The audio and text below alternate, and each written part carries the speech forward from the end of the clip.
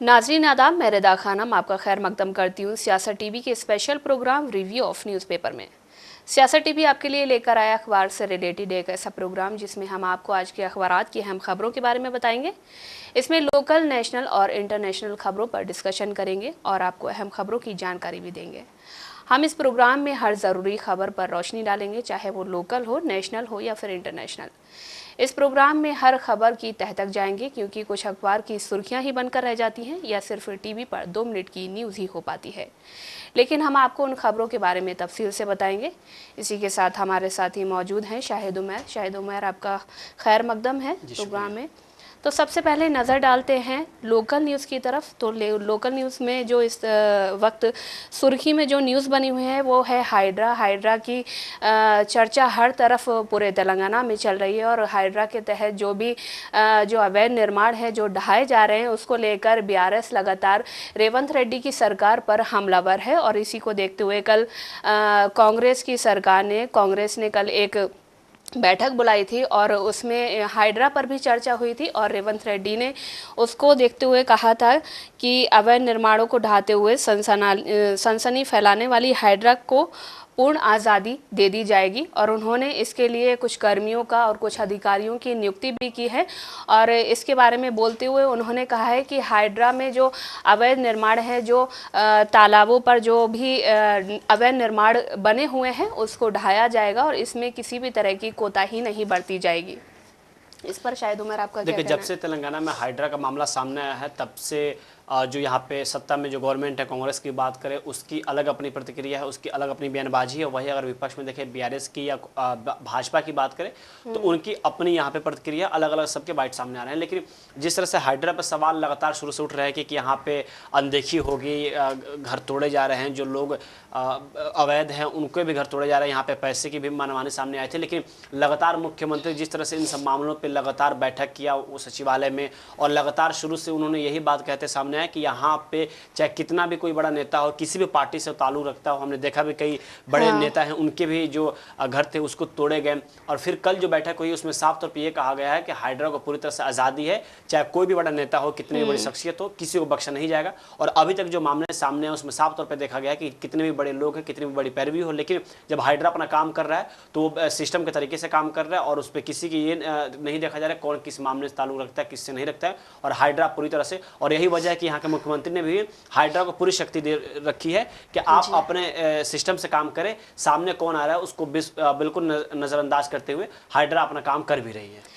जी, जैसा कि भाजपा के नेता भी लगातार हाइड्रा को लेकर जो राज्य के मुख्यमंत्री हैं रेवंत रेड्डी, उन पर लगातार तंज करते रहे हैं। और कल ही एक जो भाजपा के नेता हैं टेला राजेंद्र ने, उन्होंने भी रेवंत रेड्डी सरकार पर हमला बोला था। उन्होंने कहा था कि जो रेवंत रेड्डी की सरकार है वो लगातार जो उनके विरोधी हैं उन पर हमला कर रही है हाइड्रा के तहत। और इसी को लेकर बहुत ही बवाल भी मचा हुआ है, चाहे वो बीआरएस की सरकार हो या भाजपा की सरकार हो, पूर्ण तरीके से रेवंत रेड्डी की सरकार पर हमलावर हैं हाइड्रा को लेकर। और वहीं दूसरी खबर जो सामने आ रही है वो है कि रेवंत रेड्डी की जो माफ़ी है उसको स्वीकार कर लिया गया है। उन्होंने जो बीआरएस की नेता है के कविता, उन पर जो टिप्पणी की थी, उनकी जो जमानत को लेकर टिप्पणी की थी, उस पर उनकी माफ़ी स्वीकार कर ली गई है। और अदालत ने साथ ये भी कहा है कि जो उच्च अधिकारी हैं या जो इस पदों पर जो उच्च पदों पर बैठे हुए हैं उनको इस तरह की टिप्पणी नहीं करनी चाहिए। और उन्होंने साथ ही चेतावनी दी है कि आगे इस तरह की कोई भी कार्रवाई, इस तरह की कोई भी टिप्पणी ना की जाए जिससे किसी की भावना को ठेस पहुंचे। देखिए, जब के कविता जब जमानत में बाहर आई उसके बाद से जो मुख्यमंत्री ने बयान दिया था कि ये सारे मामले सेटिंग गेटिंग कही हैं, और भाजपा को भी उन्होंने अड़े हाथों लिया था, बीआरएस को उनसे अलायंस की बात सामने कही थी। जब रेवंत रेड्डी ने ये बात कहा उसके बाद से लगे आरोप प्रत्यारोप के दौर शुरू हो चुके थे। यहाँ तक कि बात ये भी कहा गया है कि ये सुप्रीम कोर्ट का उल्लंघन है, जो न्यायाधीश हैं उन पर भरोसा नहीं है। इसी के साथ जो अभी पुराने मामले जो रेवंत रेड्डी के चल रहे हैं, वोट के पैसे के बदले वोट, जो एमएलसी यहाँ पे चुनाव होने वाले थे, तो ये कहा गया कि रेवंत रेड्डी जो कि राज्य के गृह मंत्री भी हैं, तो अगर उनके देख रेख में अगर तेलंगाना में केस चलते हैं तो शायद उस पर थोड़ा दबाव ज़्यादा ना हो, तो ये हवाला दिया गया कि इस केस को ट्रांसफर कर दिया जाए। लेकिन वही जिस तरह से सुप्रीम कोर्ट से राहत मिली रेवंत रेड्डी को, साफ तौर पर यह कहा गया था कि जो इन्होंने माफ़ीनामा मांगा है, जो माफ़ी कहा था इन्होंने, सुप्रीम कोर्ट ने कबूल कर लिया है और उन्होंने ये भी कहा कि ऐसे बयानबाजी से बचना चाहिए।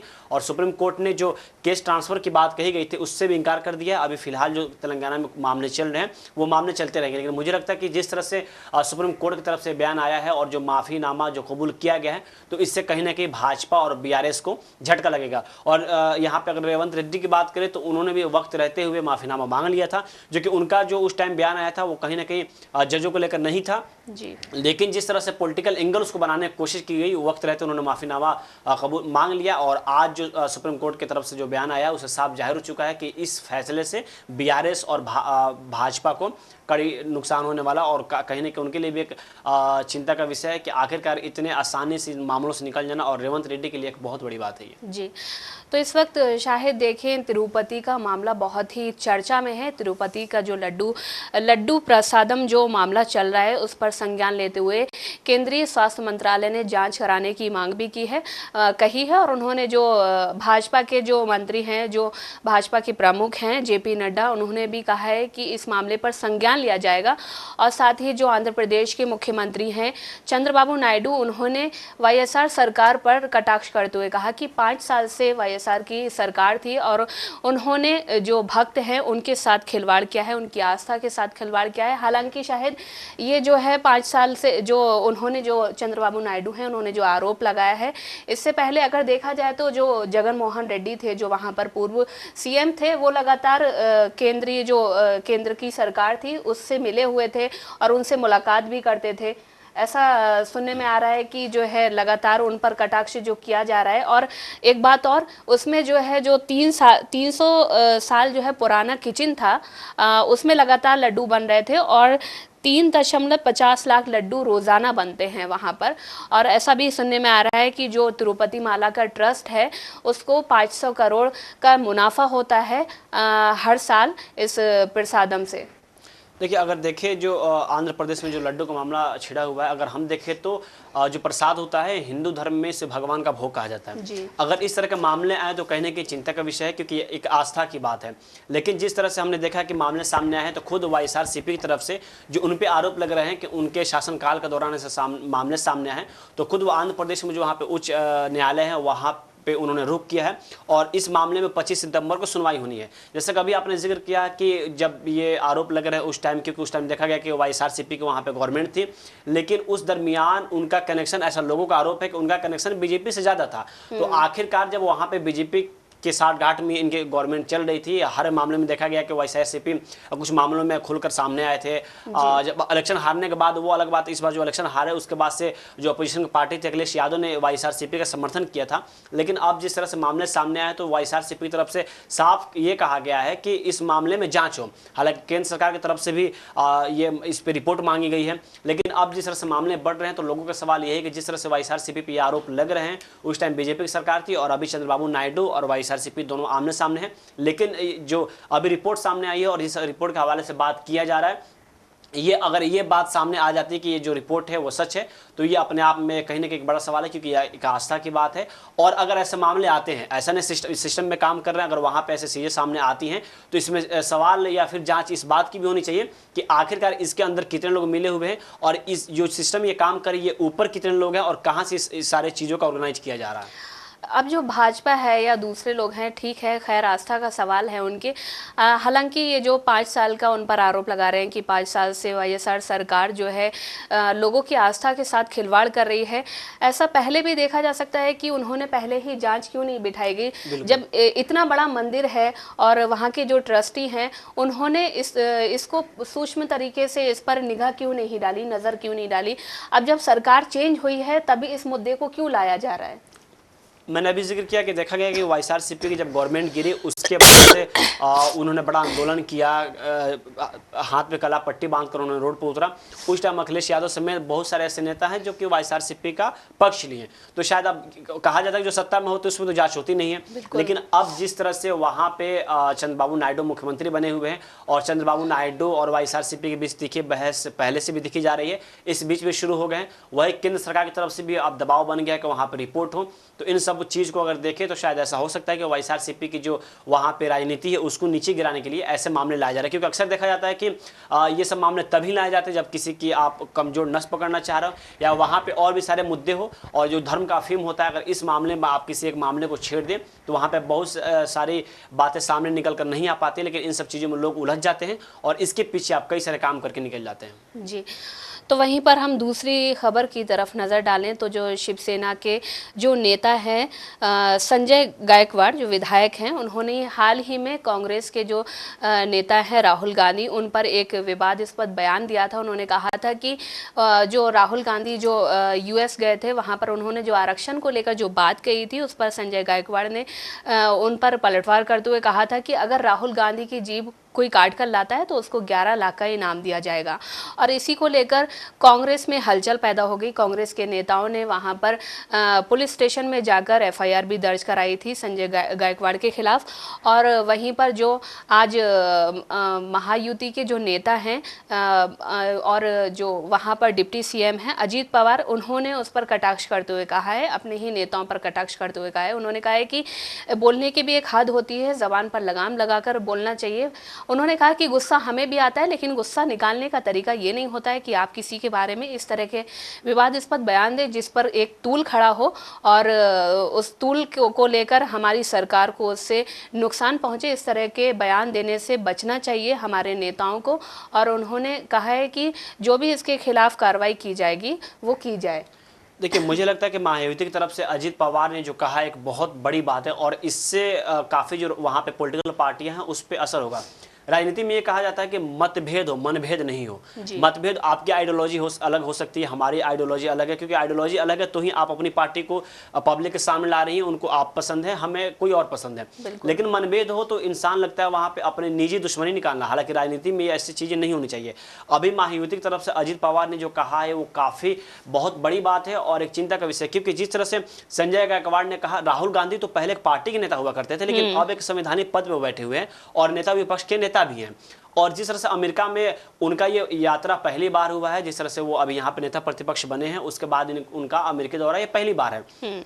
लेकिन संजय गायकवाड़ जिन्होंने ये कहा है कि आरक्षण के मामले पे उन्होंने कहा कि अगर उनकी जबान कोई काट कर लाता है, जिब कोई काट कर लाता है, तो मैं 11 लाख रुपए दूंगा। हालांकि अजीत पवार वक्त रहते हुए उन्होंने ये भी कहा कि ऐसे बयानबाजी का मतलब ये नहीं, बहुत सारे देखा जाता है कि ऐसे बयानबाजी कोई पार्टी के नेता करते हैं तो उनको उसका समझ लेकर प्रमोशन मिल जाता है। तो शायद मुझे लगता है संजय गायकवाड़ भी यही सोच कर दिए होंगे, लेकिन यहाँ पे अजीत पवार ने साफ कर दिया है कि अगर आप ऐसे बयानबाजी करके आप सोचते हैं कि पार्टी आपके साथ है तो बिल्कुल ऐसा नहीं होगा। और अजीत पवार का ये कहना बहुत बड़ी बात है, क्योंकि आमतौर पर अभी देखा जा रहा है कि ऐसे बयानबाजी करने वाले लोगों को जो पीछे की पार्टी होती है वो साफ खुलकर उनका विरोध नहीं करती है।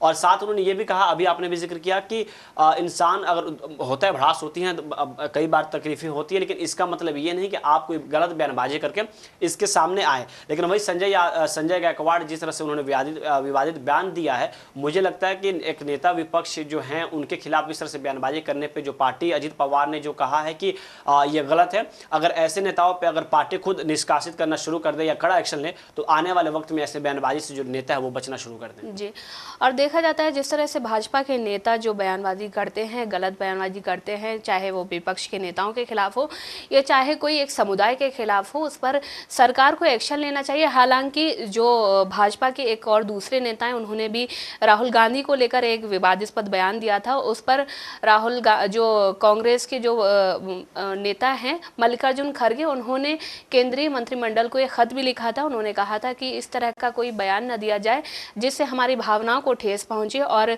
हमारे राहुल गांधी हमारे नेता हैं, उनके खिलाफ हम कोई भी बयान बर्दाश्त नहीं करेंगे। और जिस पर प्रधानमंत्री ने कोई बयान जो उनको जवाब देना था उस पर कोई जवाब भी नहीं दिया था। हालांकि प्रियंका गांधी ने पलटवार करते हुए कहा था कि जो पीएम मोदी हैं वो एक जिम्मेदार नेता हैं, उनको इस बात पर बोलना चाहिए और कड़ा रुख अपनाना चाहिए अपने नेताओं के खिलाफ। और उनकी इस बात पर पलटवार करते हुए जो भाजपा के प्रमुख हैं जेपी नड्डा, उन्होंने पलटवार करते हुए कहा कि जो मल्लिकार्जुन खड़गे हैं वो अपने राजनीतिक पॉलिश करना चाहते हैं ऐसे बयान देकर, और ऐसे जो उनके जो नेता है राहुल गांधी, उनके खिलाफ जो हमारे नेता जो बोलते हैं, उन्होंने जो बयान दिए हैं उसको वो किसी भी तरह से हाईलाइट करना चाहते हैं। और कहीं ना कहीं ऐसा दिखता है कि वो अपने नेताओं का समर्थन कर रहे हैं। समर्थन अगर नहीं करते तो बीजेपी की तरफ से अभी जो विवादित बयान आ रहे हैं इस पे आला जो कमान है कई सारे एक्शन ले चुके होते हैं। यहाँ पे अगर हम मल्लिकार्जुन खड़गे की बात करें तो उन्होंने एक दायरे में आरोप पत्र लिखा, लेटर लिखा कि आपके नेता की तरफ से बयानबाजी हो रही है, शायद आपको पता ना हो लेकिन मेरे जरिए आपको पता चल जाए।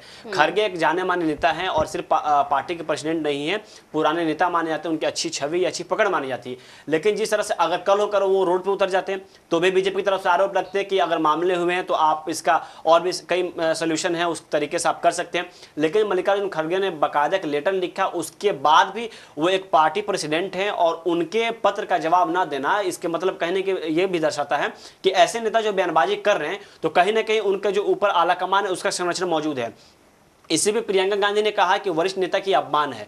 अगर कोई पार्टी प्रेसिडेंट आपको लेटर लिख रहा है आप कुछ भी तो जवाब दो, और जवाब ना देने का मतलब यही साफ तौर पर दर्शाता है कि आप उसके पक्ष ले रहे हो। क्योंकि ऐसे मामले सामने आ रहे हैं, बाद में बीजेपी की तरफ से ये कहा जाता है कि हमारा इस पर कोई रोड मैप तैयार नहीं था या हमने ऐसा नहीं किया, वो निजी व्यक्तिगत मामला है। लेकिन आपके मौजूदा कोई विधायक है और इतनी बड़ी बयानबाजी करता है जो कि इससे माहौल भी खराब हो सकते हैं। अगर यही मामले में कांग्रेस रोड पर उतर जाए फिर भाजपा रोड पर उतरे तो भी वो सही नहीं है। लेकिन एक पार्टी प्रेसिडेंट अगर आप अपने नेता का चिंता व्यक्त करते हुए अगर आपको लेटर लिखता है तो मुझे लगता है इस पे जिम्मेदारी बनती है कि आप उसका जवाब दें, तभी तो स्टैंड क्लियर हो कि क्या आपका मतभेद था उनके साथ मिला जुला या उनका अलग स्टैंड चल रहा है और आपका अलग चल रहा है। जी, अगर भाजपा के नेताओं की बात करें जिस तरह से जो वो गलत बयानबाजी करते हैं तो हम महाराष्ट्र के जो नेता हैं जो नीतीश राणे हैं उनको हम कैसे भूल सकते हैं।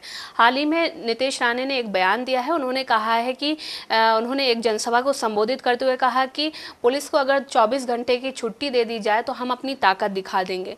उन्होंने खुलेआम पर एक समुदाय को चेतावनी देते हुए कहा है। इससे पहले भी उनके बहुत सारे बयानात आ चुके हैं। जो रामगिरी महाराज हैं उन्होंने जो मोहम्मद पैगंबर साहब के खिलाफ जो विवादास्पद टिप्पणी की थी उन पर जो नीतीश राणे हैं उन्होंने उनका समर्थन करते हुए कहा था कि अगर हमारे महाराज के खिलाफ कोई भी इस तरह की कड़ी आपत्ति जताता है और उनके खिलाफ अगर कोई बोलता है तो हम एक एक को मस्जिद में जाकर चुन चुन के मारेंगे। उन्होंने इस तरह का बयान दिया था। और हालांकि वहाँ की सरकार ने उन पर कोई एक्शन ना लेते हुए उनको खुलेआम छोड़ दिया है। और उसी पर जो MIM के एक नेता हैं वहाँ के वारिस पठान, उन्होंने पलटवार करते हुए कहा, उन्होंने कहा कि जब विधानसभा चुनाव आते हैं तो भाजपा के नेता अक्सर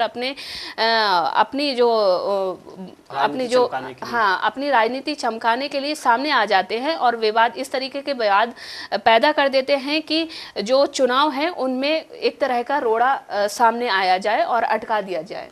देखिए, भाजपा में अगर हम विवादित बयान की बात करें तो हम दिल्ली दंगों में देखा था कि हम कपिल मिश्रा को नहीं भूल सकते हैं, कैसे उन्होंने विवादित बयान दिया था। उसके बाद से दिल्ली में दंगे भड़के थे। अभी महाराष्ट्र में इलेक्शन होने वाले हैं और वारिस पठान ने जिस बात का जिक्र किया कि यहाँ पे माहौल खराब करने की कोशिश की जा रही है। अगर जिस तरह से नीतीश राणे ने जो कि पैगंबर मोहम्मद को लेकर विवादित रामगिरी महाराज ने बयान दिया था उसके समर्थन में उन्होंने उतरा, समर्थन में उतरना ही नहीं, उसके बाद उन्होंने ये भी कहा कि अगर तुम नहीं सुधरे तो मस्जिद में चुन चुन के मारेंगे। अगर उस टाइम में अगर एक्शन ले लिया गया होता तो मुझे लगता है कि आज जो इन्होंने विवादित बयान दिया कि 24 घंटे के लिए प्रशासन को हटा दो, हम देख लेंगे। इसके पहले भी एक नेता ने दिया था, 15 सेकंड का जिक्र किया गया था, उस पर FIR हुई बाकायदा, कई सालों तक उस पर मुकदमे चले। लेकिन जिस तरह से इन्होंने नीतीश राणे ने विवादित बयान दिया, कुछ दिन पहले भी अभी इन्होंने ये विवादित बयान दिया और आज जिस तरह से उन्होंने विवादित बयान दिया है, अगर पहले इन पर एक्शन होता तो शायद आज ये विवादित बयान नहीं देते।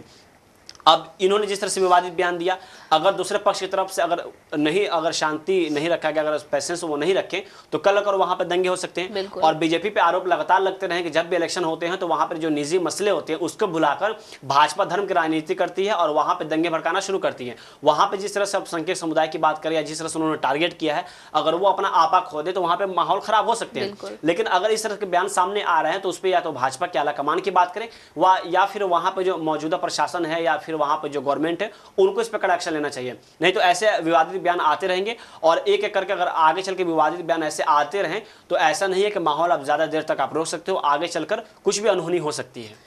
तो जिस तरह से शायद देखा जाए नीतीश राणे के खिलाफ कोई भी एक्शन नहीं लिया जा रहा है, और वहीं पर जो रामगिरी महाराज के खिलाफ जो मध्य प्रदेश में एक निवासी थे मध्य प्रदेश के शहजाद अली, उन्होंने हालांकि उनका कोई प्रूफ भी नहीं है कि वो वहाँ पर जो पत्थरबाजी हुई थी, जो वहाँ के पुलिस का कहना है कि पत्थरबाजी की थी थाने में जाके, वहाँ पर उनका कोई प्रूफ नहीं कि वो वहाँ पर उस वक्त मौजूद थे। हालांकि उनके 5 करोड़ की बिल्डिंग को ढहा दिया गया इसी आरोप में कि वो भी उसमें शामिल थे जी। लेकिन उन पर कोई जो दूसरी तरफ जो भाजपा के नेता हैं खुलेआम धमकी देते हैं मुसलमानों को, या कोई भी जो विपक्षी पार्टी के नेता हैं उनको जो खुलेआम धमकी देते हैं, उन पर कोई एक्शन ना हो के जो दूसरे अल्पसंख्यक समुदाय के लोग हैं या जो भी दलित समाज के लोग हैं उन पर एक्शन लेते हुए उनके मकान तोड़ दिए जाते हैं, उनके घर तोड़ दिए जाते हैं, उनको बेघर कर दिया जाता है, उनके खिलाफ FIR भी की जाती है। सुप्रीम कोर्ट ने भी इस पर सख्त टिप्पणी की कि अगर कोई मामला है कि कोई आरोपी है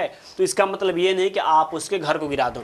मध्य प्रदेश का आपने जिक्र किया कि ये साफ तौर पर दर्शाता है कि कैसे किसी एक खास समुदाय को आप टारगेट कर रहे हैं, किसी एक खास समुदाय को आप बचाने की कोशिश करें। बताया रामगिरी महाराज का मामला कहाँ था, आप मध्य प्रदेश पहुँच जाते हैं, यहाँ तक कि CCTV कैमरे फुटेज में अभी ये साफ जाहिर नहीं हो चुका है कि जो ईंट पत्थर चले हैं, जो भी मामले सामने हैं, उस पर शहजाद का नाम शामिल हो या फिर वो सामने कहीं दिख गया।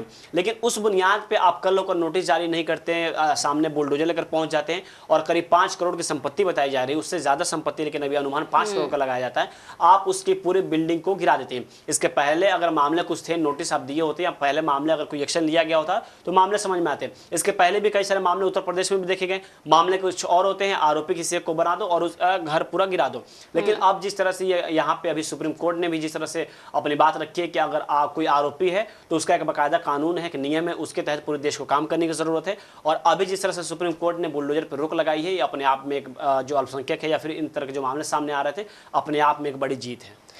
तो जिस तरीके से जो व्यक्तिगत तौर पर जो भाजपा के नेता हमला करते हैं, जिस तरह से राहुल गांधी पर जो व्यक्तिगत तौर पर हमला किया था, उसके लिए पूरा आला कमान उठकर खड़ा हो गया था। हालांकि जो दलित के खिलाफ अन्याय होते हैं या अल्पसंख्यक, खासकर अल्पसंख्यक समुदाय के खिलाफ जो अन्याय होते हैं, उस पर जो है कांग्रेस भी खुलकर कहीं ना कहीं समर्थन करते हुए नहीं दिखती है। इसी बात पे तो वरिष्ठ पत्रकार है, उन्होंने कहा था कि अगर आप दोनों में फर्क है क्या, बीजेपी पर आरोप लगता है कि अल्पसंख्यक विरोधी है, उसके खिलाफ ये काम करते हैं, लेकिन जब ऐसे मामले होते हैं तो आप भी खुलकर क्यों नहीं बोलते हैं? आप खुलकर इन सब मामलों में नहीं बोलते तो फिर जो बीच के लोग हैं वो जाए तो जाए क्या, आपको सपोर्ट करें या उनको सपोर्ट करें? आप भी, या तो आपको भी डर है वोट बैंकिंग का कि मैं खुलकर बोलता हूं तो उधर के वोट हमें नहीं मिलेंगे, लेकिन आप पे तो वो लोग आरोप लगातार लगाते रहे कि आप एक अल्पसंख्यक को ज्यादा सपोर्ट करते हो, आप पे आरोप लग रहे हैं, फिर भी आप उनके मामलों में खुलकर नहीं बोल रहे हो। मध्य प्रदेश में हमने देखा जो मामले हुए थे, लोगों का ये कहना था कि वो कांग्रेस से जुड़े हुए थे, कांग्रेस के नेता थे, लेकिन हम इस बात की पुष्टि करते नहीं है। लेकिन वहां पर जिस तरह से मध्य प्रदेश INC है, ट्विटर की बात करें या वहां पे जो और बड़े नेता हैं, उन्होंने भी इस मामले पे खुलकर अपनी बात नहीं रखी। कुछ लोगों ने बात भी रखी तो बहुत वक्त गुजर गया था, तो एक बैलेंस करने के लिए उन्होंने इस मामले में अपनी बात रखी थी। जब मामला ज्यादा ही धूल पकड़ने लगा, जब मुसलमानों की तरफ से जो प्रतिक्रियाएं आ रही थी, उसके बाद उन्होंने जो वहां के प्रदेश अध्यक्ष हैं जीतू पटवारी, उन्होंने इसका संज्ञान लिया था। तो वहीं पर बात करें विधानसभा चुनाव की, इस वक्त हरियाणा में विधानसभा चुनाव का जोर शोर से तैयारी चल रही है और सभी पार्टियों के नेता वहां जाकर अपना प्रचार प्रसार कर रहे हैं और जीत का दावा भी कर रहे हैं। वहीं इस बीच एक अहम खबर सामने आ रही है कि जो हरियाणा कांग्रेस के जो मेन चेहरे हैं भूपेंद्र सिंह हुड्डा और कुमारी शैलजा के बीच एक तनातनी देखने को मिल रही है। कहा जा रहा है कि कुमारी शैलजा एक हफ्ते से चुनाव प्रचार में भी शामिल नहीं हुई है, हालांकि वो अपने कार्यकर्ताओं से लगातार अपने घर पर मिल रही हैं। कहा जा रहा है कि कुमारी शैलजा टिकट अपने जो उनके उम्मीदवार हैं, जो उनके सपोर्टर हैं, उनको टिकट ना मिलने से नाराज़ हैं और कहा जा रहा है कि भूपेंद्र सिंह हुड्डा को कांग्रेस के ने जो है 72 जो उनके उम्मीदवार हैं उनको टिकट दिया है, वहीं पर कुमारी शैलजा के जो 9 उम्मीदवार हैं उनको टिकट दिया गया है। इसी वजह से दोनों में तनातनी देखने को मिल रही है। हालांकि कल भूपेंद्र सिंह हुड्डा ने एक बयान देते हुए साफ साफ कहा था कि कुमारी शैलजा हमारी बहन है और हम दोनों के बीच इस तरह की कोई भी तनातनी नहीं है, और हमारे बीच जो भी है वो हम लोगों के सामने खुलकर रखना चाहते हैं, क्योंकि हमारे बीच इस तरह की कोई भी तनातनी नहीं है। जिस तरह से भाजपा हम पर इल्ज़ाम लगा रही है और ये भाजपा का एक षड्यंत्र है, वो हमें इन सारे पचड़ों में फंसाकर अपना राजनीतिक फ़ायदा उठाना चाहती है।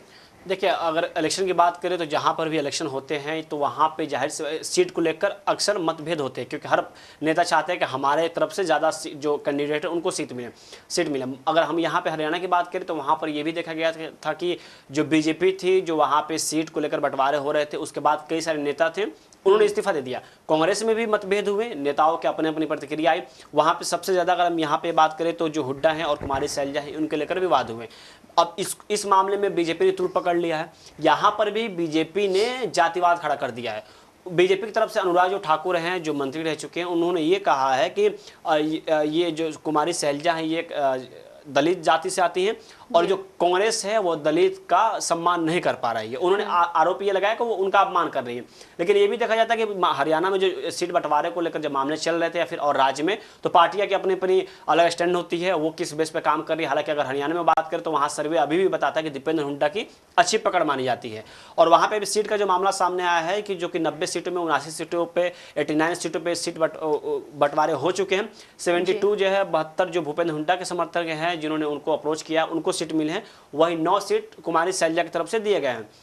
अभी मीडिया रिपोर्ट जो सामने आ रही है उसमें ये कहा जा रहा है कि 8 दिन से कुमारी शैलजा जो है ना कि एक भी प्रेस रिलीज जारी की है और वो ना कैंपेनिंग में जा रही है। हालांकि जो उनके समर्थक हैं वो उनसे मिलने के लिए जा रहे हैं। लेकिन अगर हरियाणा में देखा जाए तो जिस तरह से अभी सर्वे काम कर रहे हैं वहाँ पे, या फिर बीच में जिस तरह से बीजेपी के जो नेता थे वो लगातार पार्टी छोड़कर जा रहे थे, तो अब कहीं ना कहीं भाजपा जो है कांग्रेस के लिए वहाँ पे जनता के बीच एक मामले भुनाने के लिए इस कमजोर नस को पकड़ ली। और भाजपा वहाँ पे ये चाहती है कि इन मामले को, क्योंकि उन्होंने ऑलरेडी यहाँ पे वहाँ के जो मुद्दे हैं उसको भटकाकर उन्होंने एक दलित नाम का स्लोगन लगा दिया है। हालांकि अगर हम बात करें सच में अगर दलित के मामला है तो उत्तर प्रदेश के हाल ही में अयोध्या में एक मामले सामने आए थे, जो कि दलित एक लड़की थी उसके साथ गैंगरेप का मामला सामने आया था। तो ऐसे मामलों में जो अगर दलित की इतनी चिंता ही होती है तो इन सब मामलों में भी बीजेपी के जो नेता है, जो आला कमान है, वो खुलकर क्यों नहीं बोलती है। यहाँ पे ये पार्टी का मतभेद है, पार्टी सीट बंटवारे को लेकर जाहिर सी बात है कि मामले आगे पीछे होते रहते हैं। तो फिर इन सब मामलों में आप दलित एंगल लाकर आप क्या चाहते हो? जाहिर सी बात है कि आप इसमें यही चीज दिख रहा है कि आप वहां का जो पॉलिटिकल एंगल है उसको आप अलग बनाना चाहते हो। वहां पे जो असल इशूज है, वहां पे बेरोजगारी की बात करें, वहां पे महंगाई की बात करें, वहां पे रोजगार की बात करें, तो उन सब मुद्दों से हरियाणा की जनता को आप अलग करके यहाँ पे आप दलित का मसला आ रहे हो। अगर सच में दलित के मसला है तो मसला किसी भी जाति के साथ कोई मामले सामने आए वो तो नहीं होने चाहिए, लेकिन आप तो साफ तौर पर दिखाना चाह रहे हो कि दलित का मामला, दलित का एंगल आगे लाकर इन सब चीजों जो पिछले जो मामले हैं उसको आप छुपाना चाहते हो। अगर सच में आप दलित के मामले में बात करना चाहते हो तो देश में इतने बड़े दलितों के साथ अन्याय हो रहे हैं, अत्याचार हो रहे हैं, तो उन सब मामलों पर भी आप खुलकर बोल लिया करो। जी जी, जैसा कि महाराष्ट्र हो या उत्तर प्रदेश हो, मध्य प्रदेश हो, राजस्थान हो, आए दिन दलितों के खिलाफ अत्याचार की घटनाएं सामने आती रहती हैं। एक वीडियो वायरल हुआ था जिसमें एक दलित महिला को खंबे से बांधकर मारा जा रहा था। हालांकि मध्य प्रदेश की सरकार ने, जो मध्य प्रदेश के कांग्रेस के नेता हैं, उन्होंने उस पर संज्ञान भी लिया था और उस पर कड़ी आपत्ति भी जताई थी। उन्होंने कहा था कि भाजपा लगातार दलितों के साथ अन्याय करते हुए नजर आती है। तो इस तरह से देखा जाए तो भाजपा एक तरफ अपनी राजनीति चमकाने के लिए किसी भी हद तक जाने के लिए तैयार हो जाती है। हालांकि जो कुमारी शैलजा है या भूपेंद्र सिंह हुड्डा है, उनके बीच जो भी अनबन चल रही है वो उनका आपसी मामला है, निजी मामला है। भूपेंद्र सिंह हुड्डा ने यह भी कहा कि वो हमारी बहन जैसी हैं और इन पर अगर कोई गलत बयानबाजी करता है तो वो सही नहीं होगा। उन्होंने साफ संकेत दिया है कि सही नहीं है, आप उन पर गलत बयानबाजी ना करें और ये बर्दाश्त के लायक नहीं है। तो वहाँ पे अगर हम हरियाणा की बात करें तो वहाँ पे तो बीजेपी लगातार चाहेगी कि कांग्रेस के कुछ ऐसे मामले हैं जिसको हम भुना सकें। लेकिन वहाँ पे अभी बीच में जिस तरह से देखा गया है कि कांग्रेस जिस तरह से वहाँ पर अस्थिरता लाई है, पार्टी में बहुत सारे मामले चले। वहाँ पर यह भी कहा जाता है कि अगर हम हरियाणा की बात करें तो वहाँ पर 3 गुट की बात कही जाती है। वहाँ पर यह कहा जाता है कि वहाँ पर भूपेंद्र सिंह हुड्डा की एक अलग गुट है, दूसरा गुट है जो कुमारी शैलजा का है, और तीसरा गुट रणदीप सुरजेवाला का कहा जाता है। लेकिन हालांकि कांग्रेस इन सब मामलों से बिल्कुल इनकार करती है। उनका कहना है कि वहाँ हरियाणा में कोई भी गुट नहीं है, बस ये विपक्ष का आरोप है लगाना कि हमारे बीच गुट है। लेकिन हम इलेक्शन के जब मामले सामने आ रहे हैं तो हम खुलकर अपनी काम कर रहे हैं, और सारे जो पार्टी का आलाकमान है, जो हरियाणा का आलाकमान है, वो मिलकर काम कर रही है। और शायद यही वजह है कि अभी हरियाणा में जिस तरह से मामले सामने आए थे, बीजेपी के नेता एक एक करके लगातार जो इस्तीफे वहां पे दे रहे थे, और हरियाणा में जिस तरह से अभी मामले कांग्रेस के लेकर शांत है, तो अपने आप में दर्शाता है कि जो विपक्ष के नेता है उनका तो आरोप लगे रहता है कि वहां पे बीजेपी में 3 गुट चल रही है। लेकिन कांग्रेस की तरफ से जो ये बातें कही जा रही है कि वहां पे कोई गुट नहीं चल रहा है, तो कहीं ना कहीं इस बात का संकेत देता है कि अभी जिस तरह से वहां पे मामले शांत है, कहीं ना कहीं भाजपा बस इस बात को भुनाने में लगी है और वो एक अलग दलित एंगल देना चाहती है। हालांकि कांग्रेस का वहाँ पर बहुत अच्छा प्रयास देखने को मिल रहा है। कांग्रेस एक बहुत मजबूत दिखती हुई नज़र आ रही है। वहाँ पर जो भाजपा को एक नया एंगल मिल गया है, कुमारी शैलजा और भूपेंद्र सिंह हुड्डा के बीच तनातनी को देखते हुए उन्होंने वो लगातार उस पर बयान भी दे रहे हैं जो भाजपा के नेता हैं, और वो चाह रहे हैं, वो भी उनका ये देखना हो रहा है कि उनको दिख रहा है कि कांग्रेस बहुत ही मजबूत है यहाँ पर, और वो भी कहीं ना कहीं तोड़ने की कोशिश करते हुए नज़र आ रही है। तो जैसा कि नाजरीन आपने देखा कि हमने आपको न्यूज़पेपर के ज़रिए अहम खबरों से रूबरू कराया। ऐसे ही ज़रूरी खबरों से रूबरू होने के लिए हमारे साथ इस प्रोग्राम से जुड़े रहें, और अगर आपकी इस प्रोग्राम से रिलेटेड कोई भी राय है तो हमें कमेंट बॉक्स में ज़रूर लिखें। इसी के साथ हमारा प्रोग्राम यहीं ख़त्म होता है। मुझे और मेरे साथी शाहिद उमैर को दें इजाज़त। अल्लाह हाफिज़। शुक्रिया।